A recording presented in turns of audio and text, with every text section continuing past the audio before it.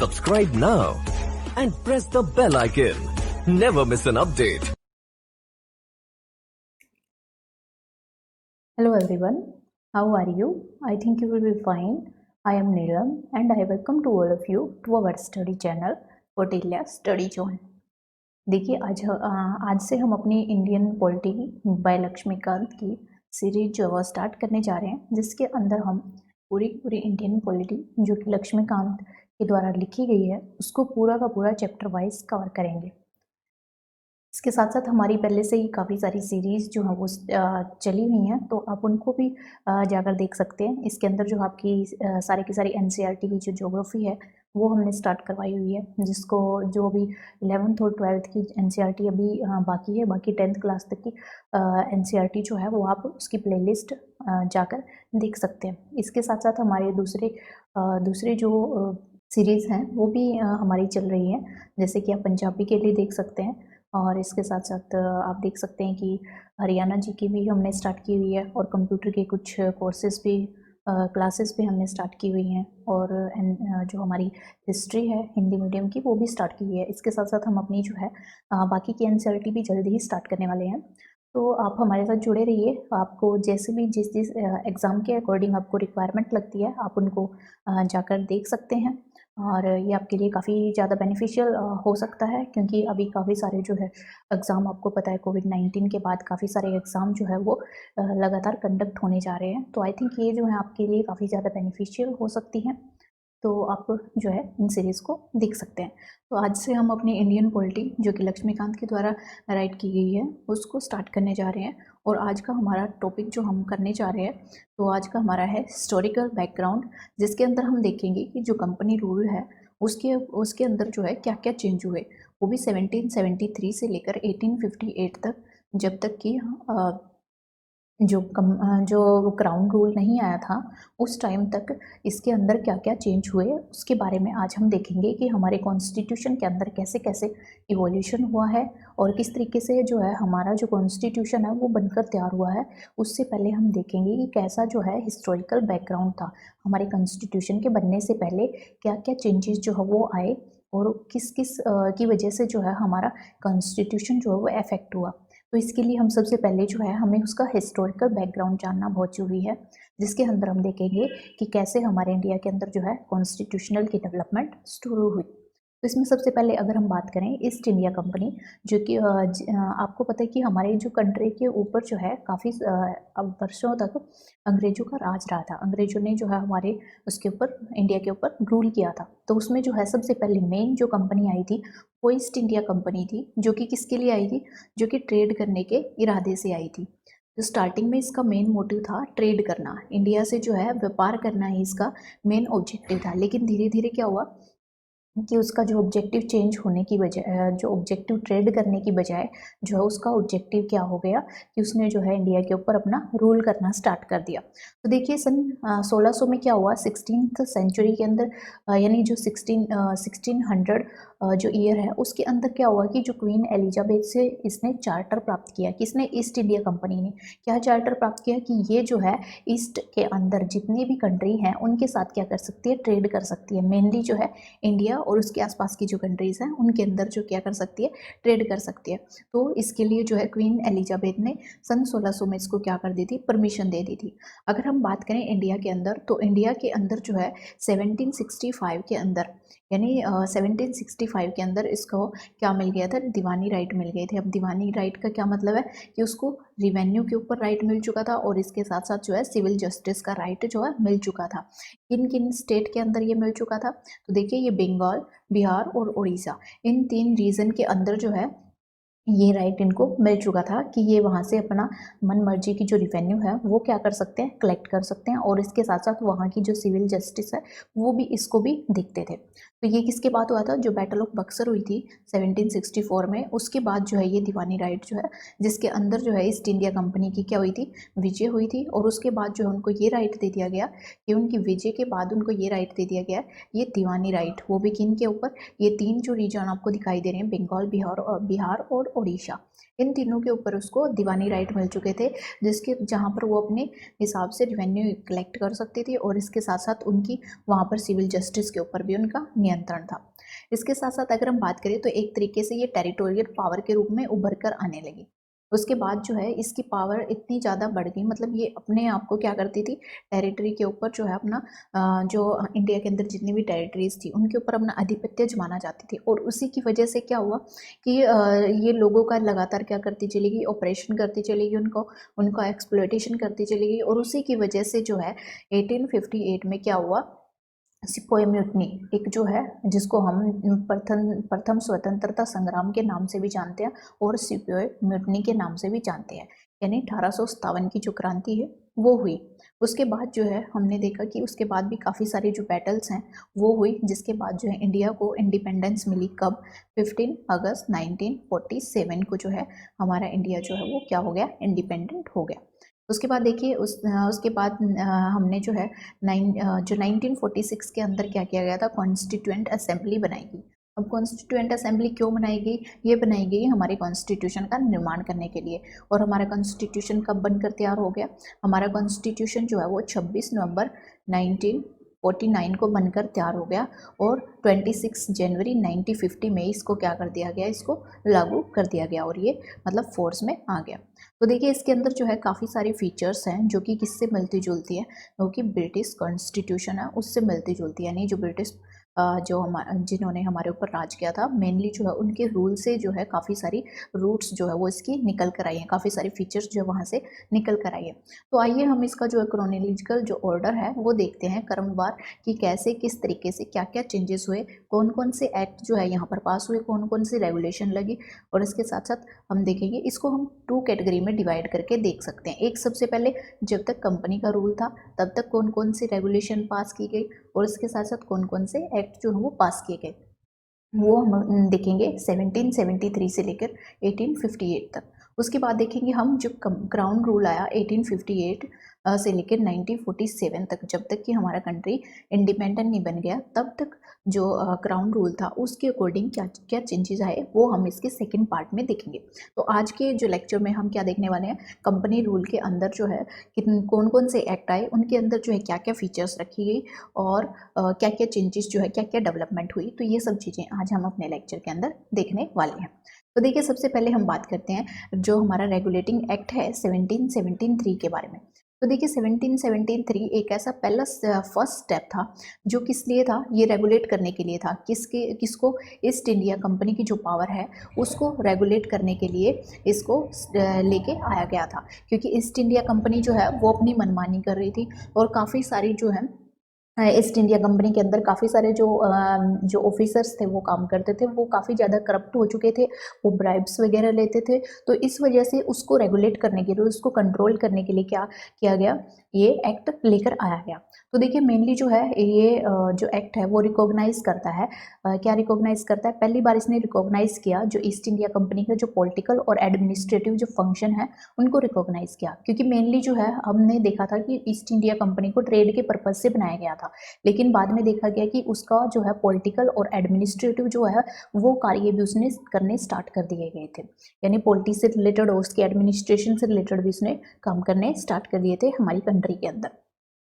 तो एक तरीके से इसने जो है क्या किया गया, सेंट्रलाइजेशन करने की कोशिश की। सबसे पहले फाउंडेशन डाली कि पूरी की पूरी जो एडमिनिस्ट्रेशन है उसको क्या कर दिया जाए, सेंट्रलाइज कर दिया जाए। यानी उसकी पावर जो है कुछ ही लोगों के हाथ में जो है उसको सीमित कर दिया जाए, ना कि पूरी कंपनी के पास वो पावर रहे। अब देखिए मेन इसके अंदर क्या किया गया, क्या क्या फीचर्स थी इस एक्ट की, उसके बारे में हम देखते हैं। जो गवर्नर था बंगाल का, बंगाल जो हमारा बंगाल जो रीजन था वो काफ़ी ज़्यादा प्रोस्परस था उस टाइम पर। तो वहाँ का जो गवर्नर था उसको क्या नाम दे दिया गया, उसको गवर्नर जनरल ऑफ बंगाल बना दिया गया। इसको गवर्नर जनरल ऑफ बंगाल बना दिया गया और इसको जो है असिस्ट करने के लिए क्या की थी, 4 मेंबर की काउंसिल होती थी। मतलब जो गवर्नर जनरल था उसको उसको असिस्ट करने के लिए एक एग्जीक्यूटिव काउंसिल बनाई गई जिसमें 4 मेंबर होते थे जो उसको असिस्ट करते थे।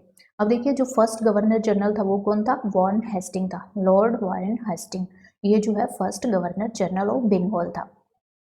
तो देखिए सेंट्रलाइज का मतलब देखिए जो गवर्नर था उसको क्या कर दिया गया, गवर्नर जनरल, जो बंगाल का गवर्नर था उसको क्या बना दिया गया, गवर्नर जनरल ऑफ बंगाल बना दिया गया। लेकिन जो बाकी की प्रेसिडेंसी थी, देखिए उस टाइम पे 3 प्रेसिडेंसी मेन हुआ करती थी, एक तो बंगाल और एक बॉम्बे और थर्ड है मद्रास। तो ये 3 हुआ करती थी। तो पहले जो है इन तीनों के लिए अलग अलग गवर्नर होते थे और अलग अलग से जो है इनके द्वारा क्या डिसाइड किया जाता था, वहाँ की रूल और रेगुलेशन जो है, एडमिनिस्ट्रेशन इन तीनों के द्वारा अलग अलग प्रेसिडेंसी में अलग अलग तरीके से की जाती थी। लेकिन इसके द्वारा क्या कर दिया गया, इसके द्वारा जो बंगाल का जो गवर्नर था उसको क्या बना दिया गया, उसको गवर्नर जनरल ऑफ बंगाल बना दिया गया। और इन दोनों को, जो कि मद्रास और जो बॉम्बे है, इन दोनों के जो गवर्नर हैं उनको इसके अंडर ले आया गया। इसके अंडर बंगाल, जो बंगाल का गवर्नर जनरल है उसके अंडर ले आया गया। मतलब जो भी रूल और रेगुलेशन है अब गवर्नर जनरल ऑफ बंगाल के द्वारा डिसाइड किए जाते थे और बॉम्बे और मद्रास के ऊपर भी उनको लागू किया जाता था। तो जो पहले इंडिपेंडेंट हुआ करती थी एक दूसरे से, अब उनको क्या कर दिया गया, उसको गवर्नर जनरल ऑफ बंगाल के अंदर सुबॉर्डिनेट कर दिया गया।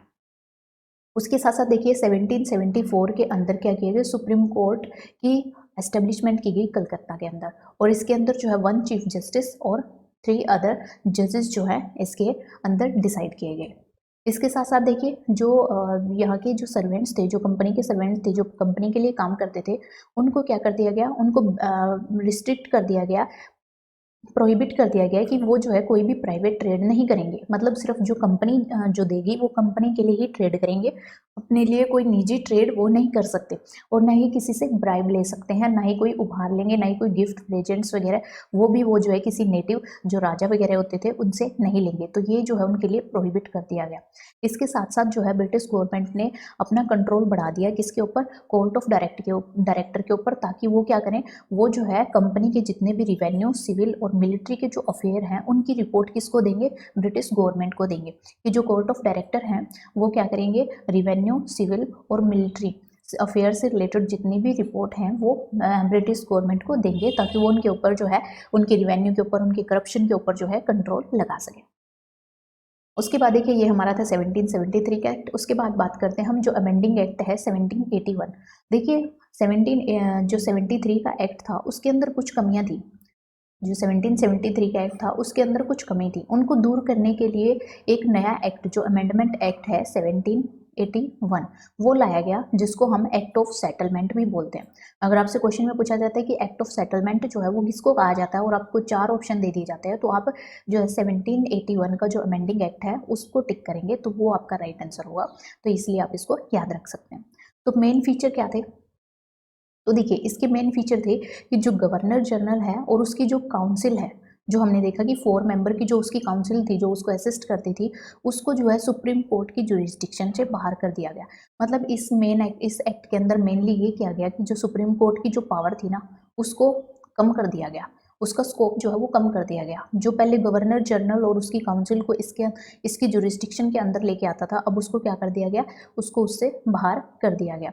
इसके साथ साथ जो उनके ऑफिशियल एक्शन जो लिए जाते थे, जो कंपनी के जो सर्वेंट थे, ईस्ट इंडिया कंपनी के जो सर्वेंट थे, उनके द्वारा जो भी ऑफिशियल एक्शन लिए जाते थे उनको भी इसकी जुरिस्डिक्शन से बाहर कर दिया गया।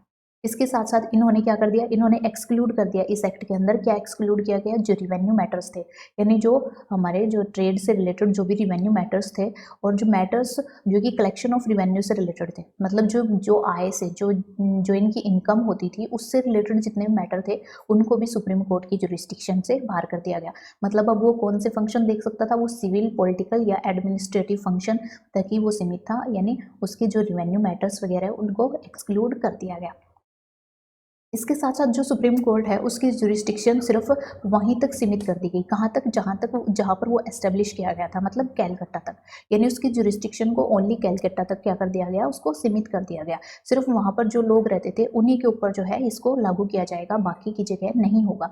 इसके साथ साथ यहाँ पर जो है पर्सनल लॉज जो हैं वो कोडिफाई किए गए, यानी हिंदूज जो हैं, हिंदूज को ट्राई किया जाएगा, मतलब हिंदूज के ऊपर अगर कोई केस चला है तो वो हिंदू लॉ के अकॉर्डिंग सुना जाएगा। इसके साथ साथ मुस्लिम्स जो पीपल थे उनके ऊपर अगर कोई केस चला है तो वो मोहम्मदेन जो लॉ है, यानी मुस्लिम्स का जो अलग से लॉ है उसके अकॉर्डिंग जो है उनको सुना जाएगा।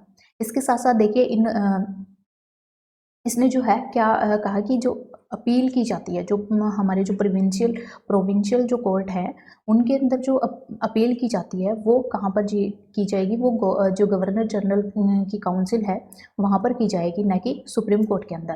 तो देखिए जो प्रोविंसेस हैं जहाँ पर हमारे जो लोकल रूलर जहाँ पर राज करते थे, जो जिस एरिया के अंदर, वो क्या वहाँ पर क्या किया गया कि वहाँ के जो कोर्ट होते थे वो किसके अंदर अपील करेंगे, वो पहले सुप्रीम कोर्ट के अंदर अपील करते थे, लेकिन अब कहाँ पर अपील की जाएगी, वो कहाँ की जाएगी, गवर्नर जनरल और उसकी काउंसिल के पास की जाएगी, ना कि सुप्रीम कोर्ट के पास। तो यहाँ पे देख सकते हैं कि सुप्रीम कोर्ट की जुरिस्डिक्शन को जो है क्या किया जा रहा है, बिल्कुल कम किया जा रहा है। इसके साथ साथ इन्होंने जो है पावर दी किसको, गवर्नर जनरल इन काउंसिल, किस लिए कि वो रेगुलेशन बना सकती है, किसके लिए, प्रोविंशियल जो कोर्ट है और उनकी जो काउंसिल है वहाँ के लिए। तो यहाँ पर देख सकते हैं कि यहाँ पर जो है गवर्नर जनरल की जो पावर है उसको बहुत ज़्यादा बढ़ाने की बात की गई है और सुप्रीम कोर्ट की जो पावर है उसको कर्टेल करने की बात की गई है। तो ये हम देख सकते हैं कि ये जो है हमारा अमेंडमेंट एक्ट ऑफ 1781 था। उसके बाद बात करते हैं हम पिट्स इंडिया एक्ट ऑफ 1784। तो देखिए ये काफ़ी ज़्यादा इम्पोर्टेंट है, तो आप इसको याद रख सकते हैं कि इस एक्ट के अंदर क्या किया गया है कि जो कंपनी के जो फंक्शन है उनको डिस्टिंग्विश कर दिया गया, अलग अलग कर दिया गया। यानी जो उसकी कमर्शियल यानी ट्रेड से रिलेटेड, रिवेन्यू से रिलेटेड जो फंक्शन थे उनको, और इसके साथ साथ जो उसके पॉलिटिकल फंक्शन थे उनको अब क्या कर दिया गया, अलग कर दिया गया। क्योंकि पहले जो है ईस्ट इंडिया कंपनी दोनों फंक्शन देखती थी और उसकी वजह से काफ़ी ज़्यादा जो है उनको मतलब करप्शन करने का जो है उनको बहाना मिल जाता था और वो चीज़ें जो है वो लगातार करती जा रही थी, और इस वजह से जो है ब्रिटिश गवर्नमेंट उस करप्शन के ऊपर लगाम लगाना चाहती थी, इसलिए वो एक्ट के एक के बाद एक जो है रेगुलेशन लेकर आ रही थी। तो इसलिए अगली बार जो है वो पिट्स इंडिया एक्ट लेकर आई, जिसके द्वारा क्या किया गया कि जो कोर्ट ऑफ डायरेक्टर थे उनको क्या कर दिया गया, उनको कमर्शियल पहले तो आपको हमने देखा था कि जो कोर्ट ऑफ डायरेक्टर है जो उनके मिलिट्री फंक्शन भी देखते थे, सिविल फंक्शन भी देखते थे, और साथ के साथ जो कमर्शियल अफेयर थे उनके ऊपर भी जो रिपोर्ट थी वो ब्रिटिश गवर्नमेंट को देते थे। लेकिन अब क्या कर दिया गया कि जो कोर्ट ऑफ डायरेक्टर थे वो क्या करेंगे, वो सिर्फ कमर्शियल यानी ट्रेड से रिलेटेड फंक्शन देखेंगे, ले एक और जो बाकी के दूसरे फंक्शन है, पॉलिटिकल जो अफेयर के फंक्शन है वो क्या करेंगे, उसके लिए नई बॉडी बना दी गई जिसका नाम था बोर्ड ऑफ कंट्रोल। तो देखिए ये बोर्ड ऑफ कंट्रोल जो है अलग से बॉडी बनाई गई जो क्या देखेगी, पॉलिटिकल फंक्शन देखेगी, और जो कोर्ट ऑफ डायरेक्टर है वो क्या देखेंगे, वो कॉमर्शियल फंक्शन देखेंगे। तो इस तरीके से जो है डबल गवर्नमेंट का सिस्टम जो है वो एस्टेब्लिश किया गया। तो अगर आपसे क्वेश्चन में पूछा जाता है कि सबसे पहले जो डबल गवर्नमेंट का जो सिस्टम है वो किस एक्ट के थ्रू एस्टेब्लिश किया गया, तो आपका आंसर होगा 1784 के अंदर जो है इसको एस्टेब्लिश किया गया। इसके साथ साथ देखिए कि जो बोर्ड ऑफ कंट्रोल है वो क्या करेगा, उसको मतलब पावर दे दी गई, जो बोर्ड ऑफ कंट्रोल था वो क्या करेगा, सुपरवाइज करेगा किस चीज़ को, सारे के सारे जितने भी ऑपरेशन हैं कंपनी के द्वारा, जो भी सिविल और मिलिट्री से रिलेटेड। तो हमने देखा कि इसको पॉलिटिकल फंक्शन दिया है, तो जितने भी सिविल और मिलिट्री गवर्नमेंट से रिलेटेड जितने भी फंक्शन है वो सारे के सारे कौन देखेगा, ये हमारा जो है बोर्ड ऑफ कंट्रोल देखेगा। इसके साथ साथ देखिए इसकी सिग्निफिकेंस के दो रीज़न है कि क्यों मेन इंपॉर्टेंट है। देखिए मेन इंपॉर्टेंट इसलिए है कि फर्स्ट टाइम क्या किया गया कि इस जो भी जितनी भी कंपनी के द्वारा टेरिटरी हासिल की गई थी, जो भी बंगाल बिहार उड़ीसा और इसके साथ साथ जो दूसरे रीजन थे, मैसूर हैदराबाद, ये सारे के सारे जितने भी रीजन थे जो कि ब्रिटिश के द्वारा ऑक्यूपाई किए गए थे, यानी जो ईस्ट इंडिया कंपनी के द्वारा जिन्होंने ऑक्यूपाई कर लिया था, उनको किस नाम से जाना गया, उनको ब्रिटिश पोजेशन इन इंडिया के नाम से जाना गया कि ये सारी की सारी ब्रिटिश की पोजेशन है। पहले तो ईस्ट इंडिया कंपनी की टेरिटरी के नाम से जाना जाता था, लेकिन अब किसके नाम से जाना जाने लगा इनको, ब्रिटिश, यानी कि जो ब्रिटिश लोग हैं उनकी पोजेशन है ये इंडिया के अंदर।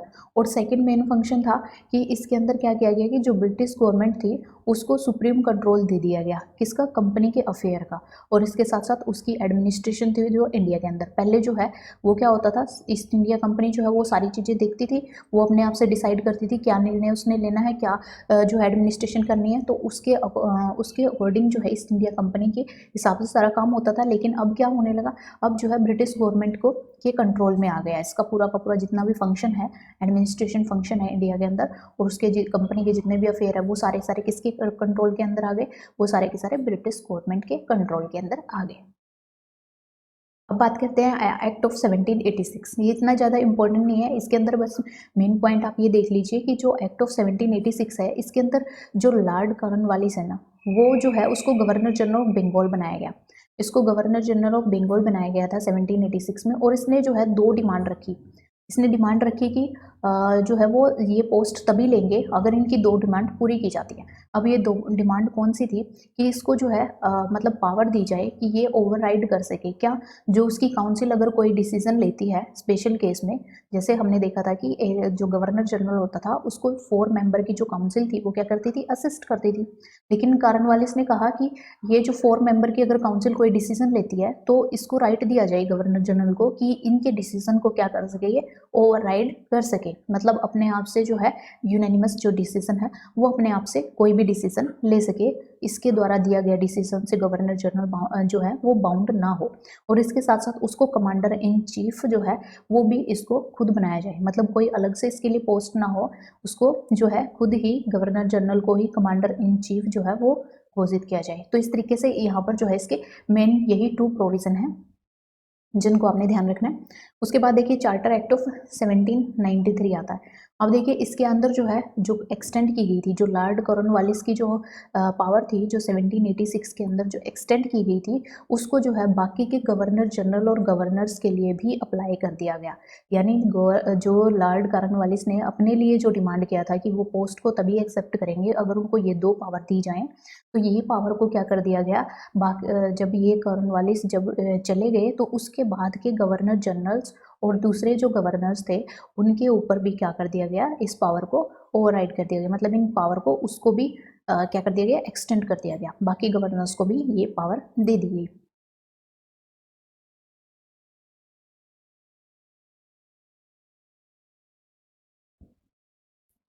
इसके साथ साथ गवर्नर जनरल को और भी पावर दी गई। मतलब एक तरीके से ये क्या चल रहा है, सेंट्रलाइजेशन चल रहा है कि पावर्स का क्या करना है, सेंट्रलाइज कर देना है। बिल्कुल एक के हाथ में पूरी की पूरी पावर आ जाएगी। पूरी की पूरी जो ब्रिटिश इंडिया है, मतलब जितनी भी इंडिया के अंदर जितनी भी ब्रिटिश की जो पोजेशन है वो सारी की सारी जो है किसके हाथ में आ जाएगी, एक गवर्नर जनरल के हाथ में आ जाएंगी।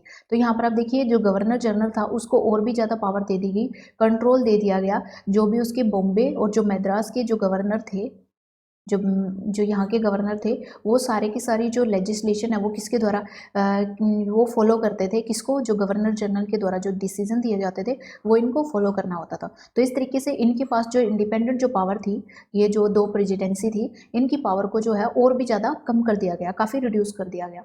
इसके साथ साथ जो ट्रेड मोनोपोली थी, जो ईस्ट इंडिया कंपनी थी, ईस्ट इंडिया कंपनी को चार्टर दिया गया था। सबसे पहले बात की हमने 1600 में, जो एलिजाबेथ थी, जो रानी एलिजाबेथ फर्स्ट थी, उन्होंने ये चार्टर दिया था कि वो जो है ईस्ट में जो जितनी भी कंट्रीज़ है वहाँ पर क्या कर सकती हैं, अपना व्यापार कर सकती हैं। तो ये जो पावर सिर्फ किसके पास थी, ईस्ट इंडिया कंपनी के पास थी। कोई और प्राइवेट पर्सन या कोई और प्राइवेट कंपनी जो है वो इनके अंदर यहाँ पर जो है क्या नहीं कर सकती थी, ट्रेड नहीं कर सकती थी। और वो मोनोपोली किसके पास थी, ओनली ईस्ट इंडिया कंपनी के पास थी।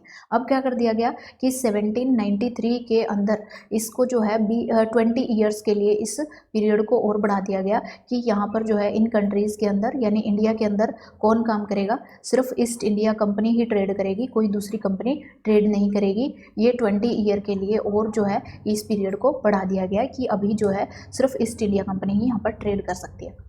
अब देखिए जो कमांडर, इसके साथ साथ जो कमांडर इन चीफ जो है वो अब गवर्नर जनरल का मेंबर नहीं होगा। जो गवर्नर जनरल की जो काउंसिल है उसका मेंबर नहीं होगा जब तक कि उसको अपॉइंट ना किया जाए। पहले हमने देखा कि जो कमांडर इन चीफ वो कौन था, वो उसको गवर्नर जनरल को ही बना दिया जाता था, जो कि जो लॉर्ड कॉर्नवालिस ने क्या रखी थी, अपनी शर्त रखी थी कि उसको ही जो कमांडर इन चीफ बनाया जाए।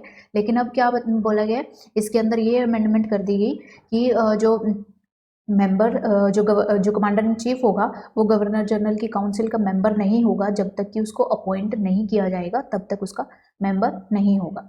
इसके साथ साथ एक प्रोविज़न और किया गया कि जितने भी बोर्ड ऑफ कंट्रोल का जितना भी मेंबर है, जितने भी मेंबर बोर्ड ऑफ कंट्रोल के होंगे और उसके साथ साथ जो भी उसका स्टाफ होगा, उनको भी जो भी रिवेन्यू पे की जाएगी वो इंडिया से ही आएगी, इंडियन रिवेन्यू से ही उसको क्या किया जाएगा, पेड किया जाएगा। तो ये सारे के सारे प्रोविज़न जो इस एक्ट के अंदर आते हैं।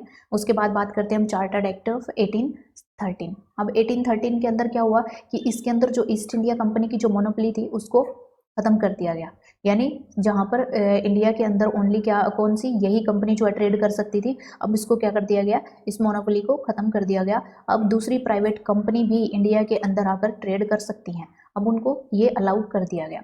अब देखिए इसके अंदर जो ट्रेड मोनोपोली थी उसको जब अबोलिश इंडिया के अंदर किया गया, लेकिन अगर हम बात करें कि जो चाइना के अंदर जो ट्रेड था और टी का जो ट्रेड था, ये दो चीज़ें जो है वो उसके अंदर कंपनी की मोनोपोली जो है वो जारी रही। मतलब इसके अंदर क्या किया गया कि अगर चाइना के साथ ट्रेड करना है तो सिर्फ ईस्ट इंडिया कंपनी ही करेगी, वहाँ पर कोई और दूसरी प्राइवेट कंपनी जो है उसको अलाउ नहीं किया गया। और इसके साथ साथ अगर टी के अंदर ट्रेड करना है तो टी के अंदर ट्रेड भी सिर्फ ईस्ट इंडिया कंपनी कर सकती है, कोई दूसरी कंपनी नहीं कर सकती। तो इस तरीके का प्रोविज़न इसके अंदर लाया गया। लेकिन कोई दूसरा ट्रेड अगर इंडिया के अंदर करना है तो वो कोई भी प्राइवेट कंपनी वहाँ पर कर सकती है। इसके साथ साथ देखिए कि इसने जो है जो गवर्नमेंट जो ब्रिटिश क्राउन था, यानी ब्रिटिश क्राउन जो है यानी जो रानी और जो वहाँ पर क्वीन या जो भी किंग है उसकी पावर को यहाँ पर क्या कर दिया गया, उसकी सोवरेनिटी को कंपनी की टेरिटरी के ऊपर मतलब डिक्लेयर कर दिया गया कि जो कंपनी ने जितनी भी टेरिटरी हासिल की है, यानी कंपनी ने जितने भी वॉर के द्वारा जितनी भी इंडिया के अंदर टेरिटरी को जीता है वो सारी की सारी ब्रिटिश क्राउन के अंदर आ जाएंगी, यानी उसकी सोवरेनिटी जो है वहाँ पर लागू होगी। इसके साथ साथ जो क्रिश्चियन मिशनरीज हैं उनको जो है इस यहाँ पर आने की अनुमति दी गई कि अलाउ कर दिया गया है कि वो इंडिया के अंदर जा सकते हैं और लोगों को जो है एनलाइटमेंट कर सकते हैं, उनको जो है ज्ञान दे सकते हैं। तो इसी तरीके से यहाँ पर जो वेस्टर्न एजुकेशन के लिए भी बात की गई कि यहाँ पर जितने भी जो इंडिया की अंदर जितनी भी ब्रिटिश टेरिटरी है वहाँ पर क्या किया जाए, वेस्टर्न एजुकेशन को फैलाया जाए, ये प्रोविज़न भी इसके अंदर लाया गया। इसके साथ साथ जो लोकल गवर्नमेंट है, लोकल गवर्नमेंट को अथराइज़ किया गया इंडिया के अंदर कि वो क्या कर सकती है, वो टैक्स को इम्पोज कर सकती हैं और अगर कोई पर्सन जो है वो टैक्स पे नहीं करता तो वो उसको क्या कर सकती है, पनिश भी कर सकते हैं। तो लोकल गवर्नमेंट जैसे हमारी पंचायत वगैरह होती हैं, तो इसी तरीके से लोकल गवर्नमेंट जो है वो क्या कर सकती है, वो एस्टेब्लिश की गई, उनके साथ साथ उनको पावर दी गई कि वो क्या कर सकते हैं, वो टैक्स इम्पोज करके अपनी अर्निंग जो है वो खुद से कमा सकती हैं। उसके बाद आता है हमारा चार्टर्ड एक्ट ऑफ 1833। तो इसके अंदर देखिए ये फाइनल स्टेप था किसके अंदर, सेंट्रलाइजेशन के अंदर। मतलब पूरा का पूरा जो है क्या कर दिया गया, पूरा का पूरा सेंट्रलाइज धीरे धीरे करके जो है सारी की सारी पावर जो है गवर्नर जनरल के हाथ में जो है सिमटती जा रही थी। तो इसको जो है पूरा का पूरा पावर को क्या कर किया जा रहा था, सेंट्रलाइज। तो ये जो है फाइनल स्टेप था, यहाँ पर आकर पूरा का पूरा जो है सेंट्रलाइजेशन हो जाता है। जो गवर्नर जनरल ऑफ बंगाल था उसको क्या बना दिया गया, उसको गवर्नर जनरल ऑफ इंडिया बना दिया गया, यानी गवर्नर जनरल ऑफ बंगाल को गवर्नर जनरल ऑफ इंडिया बना दिया गया। अब वो पूरे इंडिया के अंदर जो है रूल और रेगुलेशन को देखेगा। पहले ये क्या करता था, बॉम्बे और जो मद्रास की जो प्रेसिडेंसी थी उनके ऊपर देखता था। तो यहाँ पर देखिए ये पूरे के पूरे अब इंडिया जो गवर्नर जनरल ऑफ इंडिया है वो जो है उनका पूरे के पूरे इंडिया के ऊपर जो है रूल और रेगुलेशन चलेगा। तो यहाँ पर फर्स्ट गवर्नर जनरल की अगर हम बात करें तो वो कौन है, वो विलियम बेंटिंक। ये देखिए ये फर्स्ट गवर्नर जनरल है वो विलियम बेंटिक है।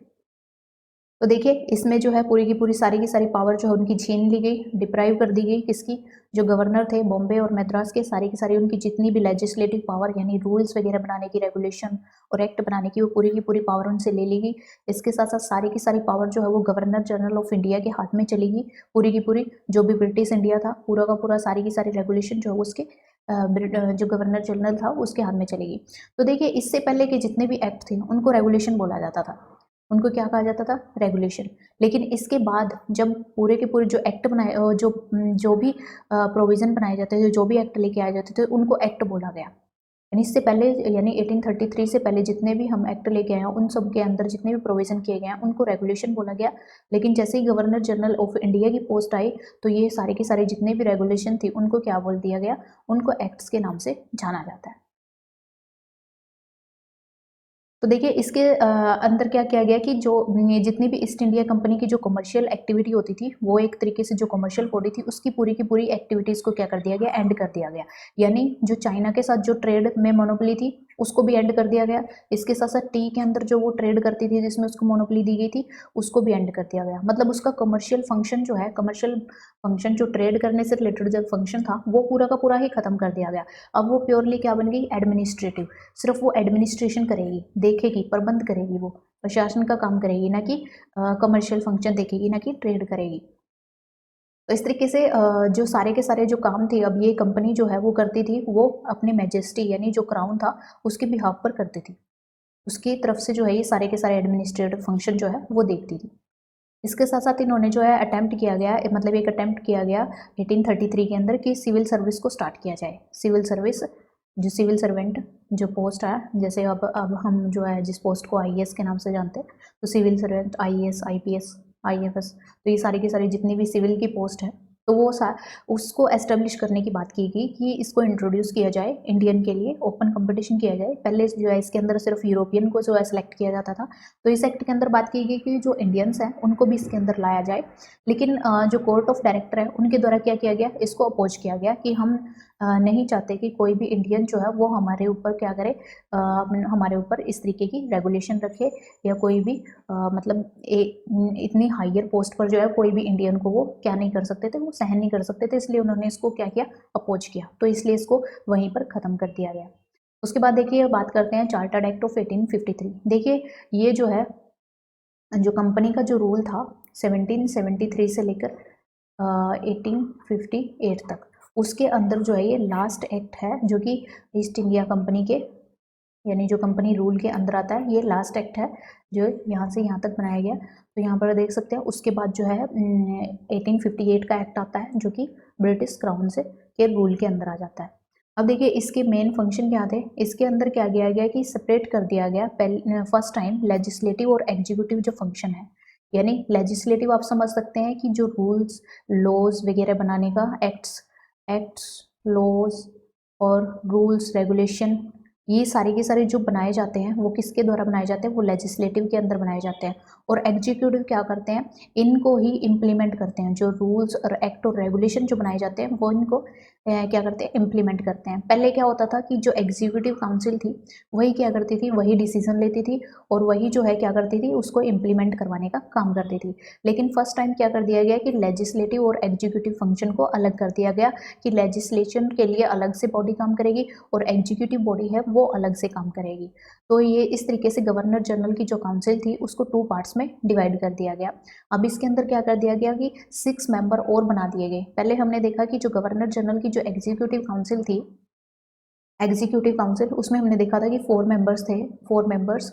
अब क्या कर दिया गया कि जो लेजिस्लेटिव काउंसिल है वो अलग से बना दी गई जिसके अंदर 6 मेंबर होंगे।